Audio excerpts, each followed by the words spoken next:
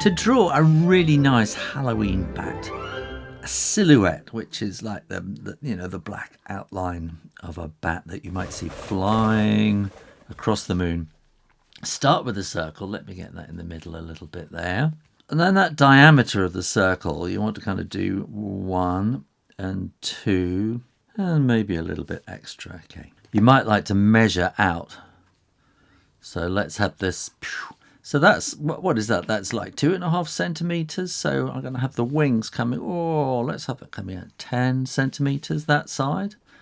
10 centimeters that side. This will get it nice and even for you. And so from here, we're going to do a lovely curve up like that. So that's going to want to come across to there, about the same position. And we'll draw a curve coming down like that. And then we'll want something coming over this sort of line right at the bottom of that circle. And this is going to want to come in kind of like that. So let's say that's going to be 8. Let's call it 8 centimeters there. So this is going to mean we can get it all nice and even each side. And then on this side here, let's call that 5 on that sort of level of that. So that's like 2 diameters, isn't it? And that's 10. And then the next one wants to be about 3/4 of the way down that diameter. And I'm going to call that, let's call it, I'm going to call it 2.5. Okay, so let's put that there and that there, a little line across. So we know roughly where we are.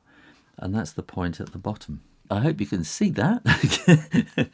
Now we are nicely planned out. What I'm going to do is I'm going to do that and I'm going to do that.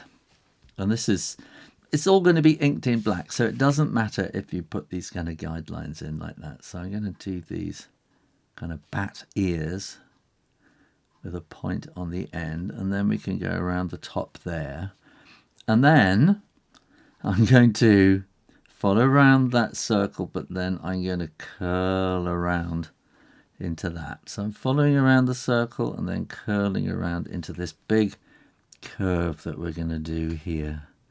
And if you can do that all in one sweep, that will be beautiful. Now, when you're doing curves, use your wrist as a kind of a pivot point, like you're drawing circles with a compass or something like that. Then your wrist is the point and you curve around like that. And to make that better, I'm going to turn the paper around. You're allowed to do that. And I'm going to then use that to curl all the way around and join up there. Now we've got these 2 points that we're aiming at.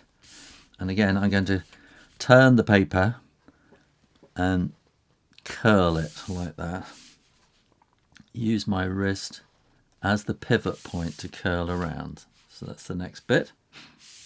And then we want to do another one here. So I've turned the paper and we're going to do a nice curve like that to that point. And we're going to do the same again like that. There we go. And by planning it all out at the beginning, let's do that.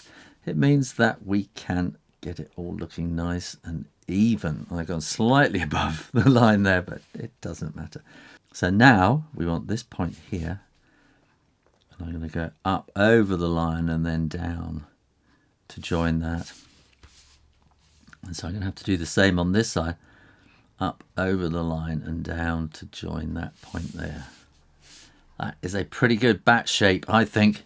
And now let's do some evil bat. Kind of Halloween eyes like that. So let's do them there. So it's like an S shape there. And then we're going to make